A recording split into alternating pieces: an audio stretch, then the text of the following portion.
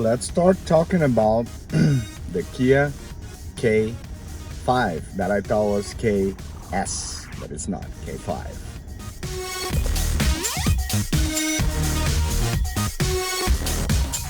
So this car is positioned in the market as medium to large sedan. Is it one more sedan? So let's discuss about the size. It is bigger than a medium small sedan, but it's not as large or as big as Ford Fusion, for instance, aesthetically speaking, because inside is basically the same thing. So it's hard to define, but it's more or less like a direct competition to the Toyota Camry, for instance, right? Which is mid-size, large. So it stays there. It is comfortable. It has a decent interior, as you saw. It's a replacement for the Optima. Interesting design. So starting at 24,000, it's kind of 2,000 cheaper than the Camry. It gives you a little bit more in terms of design, interior and exterior. It gives you a little, kind of the same mediocre engine power, same combustion. So maybe a car for you just to have, city car, mid to large size that you can drive easy and will not bother you much. Yeah, so that's what I can tell you about the car. It definitely doesn't trigger anything on me in terms of liking the car. Besides the design, I think the front of the car is really pretty. But again, engines 1.6. I know that a few years ago we had even sport cars with 1.6 turbo engines, but no, thanks. How cool is that, guys? How cool is that? Good enough for you guys? Amazing, right? And that's the little car we're gonna test today.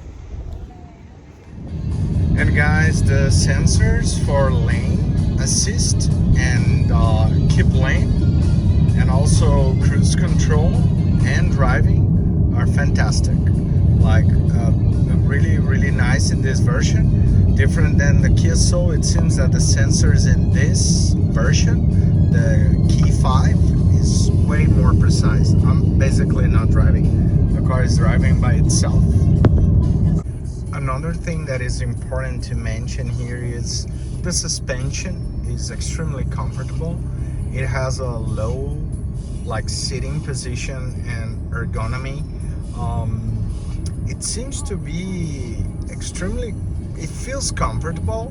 A little bit of higher noise levels when you're driving in rough pavement or tarmac or asphalt, but also because this car has really high profile tires. They are high, tall. That helps with some sort of shock absorption, but also the suspension is not bad. It's a little bit long between the axes, so in the corners it's not the most brilliant car, but for a car that you want to drive for some level of comfort, it's pretty okay, no problem at all. And believe me, I'm driving in a really not car friendly kind of area here in St. Croix sometimes, and it works fine. And the noise levels increase only when you're in rough terrain. Here you can see that with good tarmac, it's okay, it's not bad. It will not be the acoustics that you have in a Mercedes or a Audi, but it is okay for a 23,000 car. Not bad at all. Suspension has my congratulations, but the brakes are not really great. So kisses.